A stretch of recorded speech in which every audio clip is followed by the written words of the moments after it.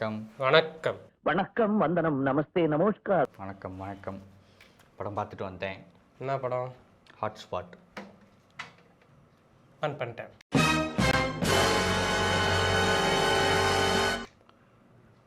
ஹாட்ஸ்பாட்னு ஒரு படம் வந்ததுடா இவனே. ஓ. விக்னேஷ் கார்த்திக்னு ஒரு டைரக்டர். அவர் வந்து ஹாட்ஸ்பாட்னு ஒரு படம் எடுத்தார். அந்த படத்தோட இப்போ போய் பார்த்துருந்தான்னு கேட்டால் இல்லை. அந்த படத்தோடைய பார்ட் 2 ஹாட்ஸ்பாட் டூ மச்னு ஒரு படம் வந்திருக்கு. அதை தான் இப்போ பார்த்துட்டு வந்திருக்கேன். ஓகேவா? ரொம்ப டூ மச்சாக இருக்கா? அதை தான் இப்போ நீ கேட்கணும், நான் வந்து ஆன்சர் பண்ண போகிறேன். ஓகேவா? அது எப்படி இருக்குது அப்படின்னு சொல்லிட்டு தான் இப்போ நம்ம மக்கள்கிட்ட சொல்ல போகிறோம். ஹாட்ஸ்பாட் மாதிரி இருக்கா இல்லை ஹாட்ஸ்பாட் டூ மச்சாக இருக்கா அப்படின்னு சொல்லிட்டு தான் இப்போ நம்ம பார்க்க போகிறோம், பேச போகிறோம். சரி, இப்போ ஹாட்ஸ்பாட் செகண்ட் பார்ட் தான் நீ பார்த்துருக்க. ஃபர்ஸ்ட் பார்ட்டில் இருக்க அதே காஸ்டியூம் க்ரூ இதில் இருக்கா? அதே கேஸ்டிங் டூனா ஒரு பேர் 2 பேர் தான் வந்திருக்காங்க. அதே கேஸ்டிங்கிற மாதிரிலாம் இல்லை, டோட்டலாக வேறு பேர் தான் நடிச்சிருக்காங்க. டேரக்டர் விக்னேஷ் கார்த்திக் அவர் வந்து இந்த படத்தில் நடிச்சிருக்காரு. ஆக்சுவலாக ஃபஸ்ட்டு பார்ட் இருக்கு இல்லையா, அந்த பார்ட்டோட கண்டினியூட்டி தான் அது. அப்படியே சீக்கிரம் தான் அங்கே அது எங்கே முடிஞ்சதோ அங்கேருந்து ஆரம்பிச்சிருக்காங்க. ஸோ அப்படி தான் அந்த படம். அப்படி இருக்கப்போ ஒரு 2 பேர் தான் நடிச்சிருக்காங்க. அதை தாண்டி ஃபுல்லாக கேஸ்ட் அண்ட் க்ரூ வேறு தான். கேஸ்ட் அண்ட் க்ரூன்னு பார்த்தா படமே வந்து ஹாட்ஸ்பாட் 1 மாதிரி தான். ஹாட்ஸ்பாட் 1 பார்த்தவங்களுக்கு தெரியும். படத்தில் வந்து ஒரு 4 ஷார்ட் ஃபிலிம் சொல்லியிருப்பாங்க. அந்த 4 ஷார்ட் ஃபிலிம் வச்சு தான் கதையை கொண்டு போயிருப்பாங்க. ஸோ அதே மாதிரி தான் ஹாட்ஸ்பாட் 2 ஒரு 3 ஷார்ட் ஃபிலிம் தான் ஓவராலாகவே கதையை. படத்தில் ஆக்சுவலாக பார்த்தீங்கன்னா எப்படி இருக்குன்னா, பிரியா பவானி சங்கர் தான் லீட் ரோல். அவங்க வந்து அந்த கதையை சொல்கிறாங்க. படம் ஃபஸ்ட்டு பார்ட் பார்த்தவங்களுக்கு தெரியும். ஸ்டோரி என்னென்னா, பிரியா பவானி சங்கர் வந்து ஒரு அசிஸ்டன்ட் டைரக்டர், ஒரு ப்ரொடியூசர்கிட்ட போயிட்டு கதை சொல்கிறாங்க. அவங்க ஒரு 3 கதை வச்சுருக்காங்க. அந்த 3 கதையை போய் ப்ரொடியூசர்கிட்ட சொல்கிறாங்க. அந்த 3 கதையை சொல்லி அவங்க ஓகே பண்ணாங்களா இல்லையா, ப்ரொடியூசரை ஓகே பண்ணாங்களா இல்லையா அப்படிங்கிறது தான் கதை. அவங்க சொல்கிற அந்த 3 கதை இருக்குது பாரு, அந்த கதையில் நடிக்கிறவங்க தான் எம்எஸ் பாஸ்கர் சார், அப்புறம் அவரோட பையன் ஆதித்யா பாஸ்கர், இவங்கெல்லாம் வந்து ஒரு ஷார்ட் ஃபிலிம் பண்ணியிருக்காங்க. ரக்ஷன் அவங்கெல்லாம் சேர்ந்து ஒரு ஷார்ட் ஃபிலிம் பண்ணியிருக்காங்க. அடுத்து இன்னொரு ஷார்ட் ஃபிலிம் பார்த்தா தம்பி ராமையா பண்ணியிருக்காங்க. அப்புறம் இன்னும் நிறைய பேர் அந்த ஷார்ட் ஃபிலிமில் பண்ணியிருக்காங்க. அடுத்து மூணாவது ஷார்ட் ஃபிலிமில் யாரெல்லாம் பண்ணுறாங்கன்னா, அஸ்வின் பண்ணியிருக்காரு, அப்புறம் பவானி ஸ்ரீ அவங்க பண்ணியிருக்காங்க. ஸோ இந்த 3 ஷார்ட் ஃபிலிம், அந்த 3 ஷார்ட் ஃபிலிம் தான் ஆக்சுவலாக கதை. ஸோ அதுலேருந்து தான் படம் எப்படி போகுது அப்படிங்கிறது ஓவராலாகவே ஸ்டோரி. ஸோ நீ ஒரு கொஸ்டின் தான் கேட்டால் கேஸ்ட் அண்ட் க்ரூ யாருன்னு, நான் வந்து கதையுமே சொல்லிட்டேன். அப்போ ஃபஸ்ட்டு பார்ட்டில் நடித்த யாருமே செகண்ட் பார்ட்டில் நடிக்கல? இல்லை நடிச்சிருக்காங்க. டேரக்டர் இருக்கார் இல்லையா விக்னேஷ் கார்த்திக், அவரும் நடிச்சிருக்காரு. அதான் சொன்னேன், ஃபஸ்ட்டு பார்ட்டோட கண்டினியூட்டி தான். இப்போ உனக்கு டவுட் வரலாம். ஆக்சுவலாக உங்கள் கொஸ்டின் கரெக்ட். ஃபஸ்ட்டு பார்ட்டில் வந்து ஸ்டோரி யார் சொல்லுவார்னா, விக்னேஷ் கார்த்திக் அவர் தான் சொல்லுவார் அந்த ப்ரொடியூசர்கிட்ட போய். இப்போ இவங்க சொல்கிறாங்களே பிரியா பவானி சங்கர் சொல்கிறாங்களே அப்படின்னு கேட்டிங்கன்னா, அவங்க 2 பேரும் ஃப்ரெண்ட்ஸு. ஆக்சுவலாக அவங்ககிட்ட அசிஸ்டன்ட் டேரக்டராக வேலை செய்கிறவங்க தான் இவங்க. இப்போ நான் போய் ஒரு கதை சொல்கிறேன் அப்படிங்கிற மாதிரி இவங்க போவாங்க. அவரும் இருப்பார், ஓகே கதை என்னாச்சு அப்படிங்கிற மாதிரி. ஆக்சுவலாக அவங்க 2 பேர்த்துக்குள்ளே ஒரு பேக் ஸ்டோரி ஒன்று இருக்கும். அந்த ஸ்டோரியும் நல்லா இருந்தது. அது வந்து படத்தில் பார்த்து தெரிஞ்சுக்கோங்க. அது வந்து நம்ம ரிவீல் பண்ண விரும்பல. பட் அந்த ஸ்டோரியும் வந்து நல்லா இருந்தது. சரி ஓகே, இது என்ன நடக்க போகுதுன்னு பார்ப்போம் அப்படின்ட்டு. ஏன் பிரியா பவானி சங்கர் போகிறாங்க, ஏன் அவர் போகலை அப்படிங்கிற அந்த இது வந்து நல்லா இருந்தது. ஸோ அதை வந்து படத்தில் பார்க்கட்டும். அப்போது நீ சொல்கிற கதையே நல்லா இருக்குது. இந்த படத்தோட பாசிட்டிவ்லாம் என்ன? படத்தோட பாசிட்டிவ்னா, நான் ரொம்ப ஸ்ட்ராங்காக பார்த்த விஷயம் ஃபஸ்ட்டு பார்ட்டில் இருந்த விஷயம் அப்படியே செகண்ட் பார்ட்டில் இருந்தது. என்னென்னா ஸ்க்ரீன் ப்ளே. ஃபஸ்ட்டு பார்ட்டில் ஸ்க்ரீன் ப்ளே ரொம்ப சூப்பராக இருக்கும். கதை அப்படி இப்படி இருந்தாலும் ஸ்க்ரீன் ப்ளே ரொம்ப சூப்பராக கொண்டு போயிருப்பாங்க, ஒரு என்கேஜிங்காக கொண்டு போயிருப்பாங்க. அதே மாதிரி தான் செகண்ட் பார்ட்லேயுமே கதை வந்து ரொம்ப நார்மலாக தான் இருக்குது. அவங்க சொல்கிற 3 ஸ்டோரிலையுமே பார்த்தீங்கன்னா, எடுத்துக்கிட்ட ஸ்டோரி அப்படிங்கிறப்போ ரொம்ப நார்மல் தான். அதெல்லாம் நம்ம ஓப்பனாக சொல்லணும்னா யூடியூப்லேயே வந்துருச்சு அந்த ஸ்டோரி எல்லாமே. இந்த ஷார்ட் ஃபிலிம்லாம் எடுப்பாங்க பார்த்தியா, அந்த மாதிரி யூடியூப்லேயே வந்துருச்சு அந்த அவங்க எடுத்த ஸ்டோரியெல்லாம். அதை தான் அவங்க திரும்ப படத்தில் யூஸ் பண்ணாங்கிற மாதிரி யூஸ் பண்ணியிருக்காங்க. பட் ஸ்க்ரீன் ப்ளே படத்தில் ஆல்ரெடி வந்துருச்சு அப்படிங்கிறப்போ நம்ம எல்லாருக்கும் தெரியும் இல்லையா, அப்போ ஸ்க்ரீன் ப்ளே பெட்டராக பண்ணால் அது இன்னும் கொஞ்சம் என்கேஜிங்காக இருக்கும். அந்த மாதிரி பிளான் பண்ணி சூப்பராக பண்ணியிருக்காங்க. ஸ்க்ரீன் ப்ளே ஃபஸ்ட்டு சொல்லணுன்னா பாசிட்டிவ். ரெண்டாவது பாசிட்டிவ் என்னென்னா, ஃபன்னான விஷயம். நிறைய ஃபன்னான எலமெண்ட்ஸ் வந்து இந்த படத்தில் ஓகே ஆயிருக்கு. ஃபஸ்ட்டு பார்ட்டில் வந்து அது ஓகே ஆகலை. ஃபன் பண்ணியிருந்தாங்க, ஆனால் அது வந்து ஓகே ஆகாமல் போயிருந்தது. ஏன்டா கடுப்பேற்றுறீங்க அப்படிங்கிற மாதிரி ஃபஸ்ட்டு பார்ட்டில் இருந்தது. பட் செகண்ட் பார்ட்டில் பார்த்தீங்கன்னா நிறைய காமெடி ஓகே ஆயிருக்கு. முக்கியமாக செகண்ட் ஹாஃபில் அவங்க பண்ணுற காமெடி எல்லாமே ரொம்ப சூப்பராக இருக்குது. தேட்டரே பிளாஸ்ட் அந்தளவுக்கு இருக்குது. அண்டு இன்னும் சில விஷயம்லாம் சொல்லணும்னா, எடிட்டிங் வைஸாக சில எடிட்டிங் நல்லா இருந்தது. ஓவராலாக அவங்க சொல்ல வர கருத்து நல்லா இருந்தது. ஃபஸ்ட்டு பார்ட்டில் பார்த்தீங்கன்னா சில கருத்தெல்லாம் சொல்லியிருப்பாங்க, அதெல்லாம் ரொம்ப ஆப்போசிட்டாக இருந்தது. என்னடா இதெல்லாம் பேசியிருக்கீங்க அப்படிங்கிற மாதிரி. பட் செகண்ட் பார்ட்டில் வந்து அவங்க சொல்ல வர கருத்து எல்லாமே நல்லா இருக்குது. ஸோ இந்த வகையில் பார்க்குறப்போ படம் ஓகே நல்லா இருக்குது.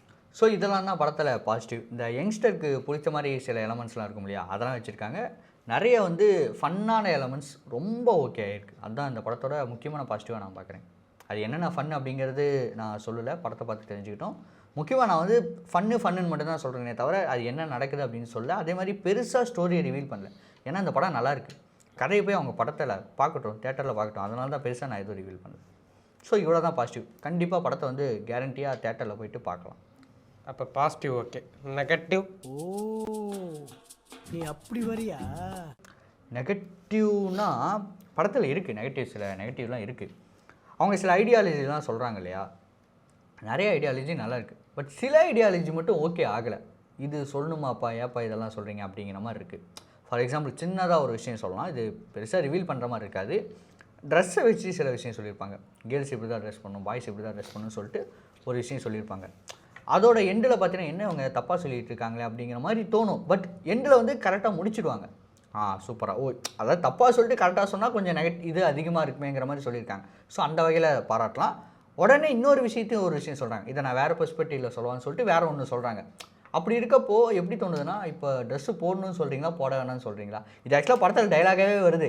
பிரியா பவானி சங்கர் சொல்ல ஆப்போசிட்டில் இருக்கவன் அந்த கொஸ்டின் கேட்பான், நீ ஃபஸ்ட்டு வேறு ஒன்று சொன்னேன், இப்போ வேறு ஒன்று சொல்கிறேன், இப்போ நான் ட்ரெஸ்ஸு போடணுமா வேணாமா அப்படின்ட்டு ஒரு கொஸ்டின் கேட்குறாங்க இல்லையா? அந்த மாதிரி தான் நமக்கு இருக்குது. ஒரு பாசிட்டிவான ஒரு விஷயத்த ரொம்ப கரெக்டான கருத்தை சொல்லிவிட்டு நான் இன்னொரு பெர்ஸ்பெக்டிவ் ஒன்று சொல்லலாம்னு சொல்லிட்டு இன்னொன்று சொல்கிறீங்களா, அந்த இடத்துல ஒரு டீவியேஷன் ஒன்று ஆகுது.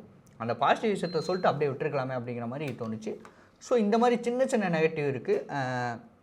நம்ம சொல்ல வர எல்லாமே கரெக்டாக இருக்கும்னு நினச்சிட்டு சொல்லியிருக்காங்க படம். பட் அந்த மாதிரி சில விஷயம் மட்டும் ஓகே ஆகலை. எல்லாமே ஓகே ஆகலை அப்படின்னு கேட்டால் அப்படியெல்லாம் இல்லை. நிறைய கருத்து வந்து அவங்க கரெக்டாக சொல்லியிருக்காங்க.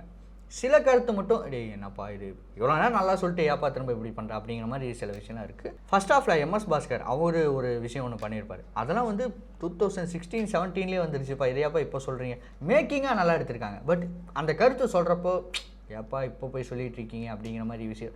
நல்ல கருத்து தான், இப்போவும் நான் சொல்கிறேன், அவங்க சொல்ல வர கருத்தெல்லாம் நல்ல கருத்து தான். ஆனால் அதை நம்ம 2016-17 பார்த்துட்டோம். இப்போ வந்து அதை சொல்கிறீங்களா, அதை ஒரு படமாக எடுத்து வச்சுருக்கீங்களே அப்படிங்கிறப்போ கொஞ்சம் கரெக்டாக இல்லையோ அப்படிங்கிற மாதிரி இருந்தது. ஸோ அது மட்டும் சில நெகட்டிவாக இருந்தது. பாசிட்டிவில் நான் இன்னொரு விஷயம் சொல்ல மறந்துட்டேன், அதை நான் இப்போ சொல்கிறேன். நான் என்னென்னா, சொல்லிட்டு கிளம்பு.